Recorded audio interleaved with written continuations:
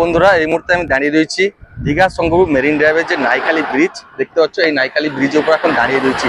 তো এখান থেকে তোমাদের একটা সুন্দর ভিউ দেখাচ্ছি। দেখো দেখো শঙ্করপুর জেটিতে কত ট্রলার দাঁড়িয়েছে। দেখো সারিবদ্ধভাবে কিন্তু প্রচুর ট্রলার কিন্তু দাঁড়িয়েছে।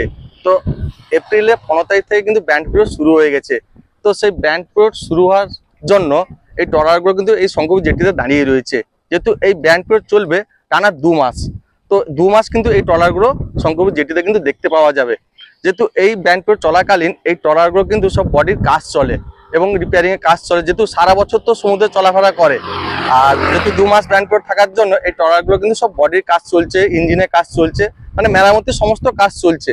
তো এখান থেকে তখন দেখো শঙ্করপুর জেটিতে কত ট্রলার কিন্তু দাঁড়িয়েছে। প্রায় 800-900 মতো ট্রলার কিন্তু দাঁড়িয়েছে। দেখো সারিবদ্ধভাবে দাঁড়িয়েছে। মেরিন ড্রাইভ পাশ থেকে কিন্তু পুরো সারিবদ্ধভাবে দাঁড়িয়েছে। দেখো যতদূর চোখ যায় প্রচুর কিন্তু ট্রলার দাঁড়িয়েছে।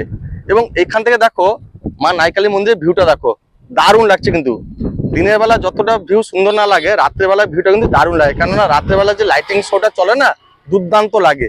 এবং এখান থেকে আরো সমুদ্রের ভিউটা দেখা যাচ্ছে। দেখো দারুণ লাগছে। একটু জুম করে দেখাতে বলবো। দেখো সমুদ্রের ভিউটা দেখো, দারুণ লাগছে। তো তোমরা যারা এখন দীঘা আসছো বা দীঘা থেকে শঙ্করপুর যাচ্ছ, তোমাদের বলবো নাইখালি ব্রিজে দাঁড়িয়ে এই ভিউটা তোমরা দেখতে পারো। যে শঙ্করপুর জেটিতে যে ট্রলারগুলো দাঁড়িয়েছে, দেখো দারুণ ভিউ, দারুণ লাগছে।